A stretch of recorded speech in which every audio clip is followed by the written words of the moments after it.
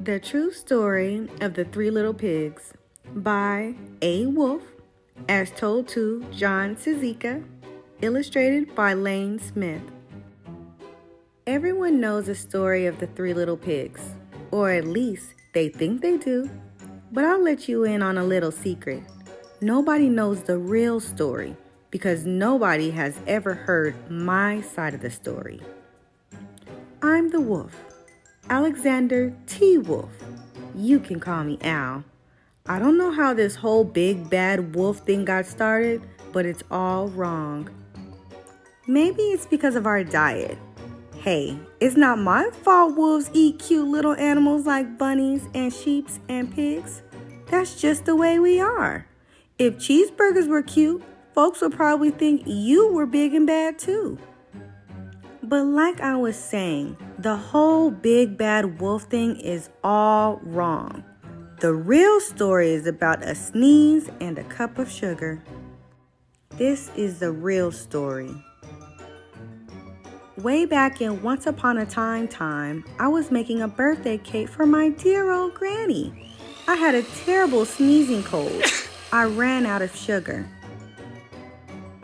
So I walked down the street to ask my neighbor for a cup of sugar.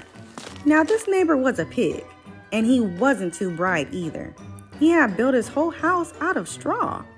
Can you believe it? I mean, who in his right mind will build his house of straw? So of course, the minute I knocked on the door, it fell right in. I didn't want to just walk into someone else's house. So I called, "Little pig, are you in?" No answer. I was just about to go home without the cup of sugar for my dear old granny's birthday cake. That's when my nose started to itch. I felt a sneeze coming on. Well, I huffed, and I snuffed, Achoo! And I sneezed a great sneeze. And you know what? The whole darn straw house fell down. And right in the middle of the pile of straw was the first little pig, dead as a doornail. He had been home the whole time. It seemed like a shame to leave a perfectly good ham dinner lying there in the straw, so I ate it up. Think of it as a big cheeseburger just lying there. I was feeling a little better, but I still didn't have my cup of sugar, so I went to the next neighbor's house. This neighbor was the first little pig's brother. He was a little smarter, but not much. He had built his house of sticks. I rang the bell on the stick house. Nobody answered. I called, "Mr. Pig, are you in?" He yelled back, "Go away, wolf. You can't come in. I'm shaving the hairs on my chinny chin. I had just grabbed the doorknob when I felt another sneeze coming on. I huffed, and I snuffed, and I tried to cover my mouth, but I sneezed a great sneeze. And you're not going to believe this, but this guy's house fell down just like his brother's.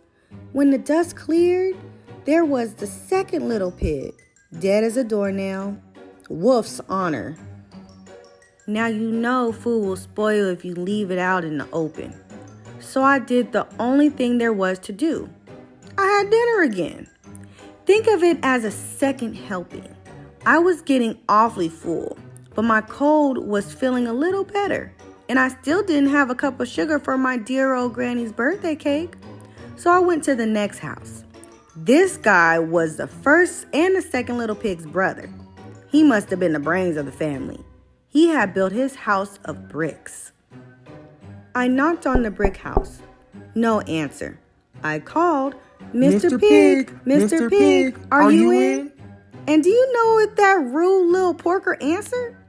"Get out of here, wolf. Don't bother me again." Talk about impolite.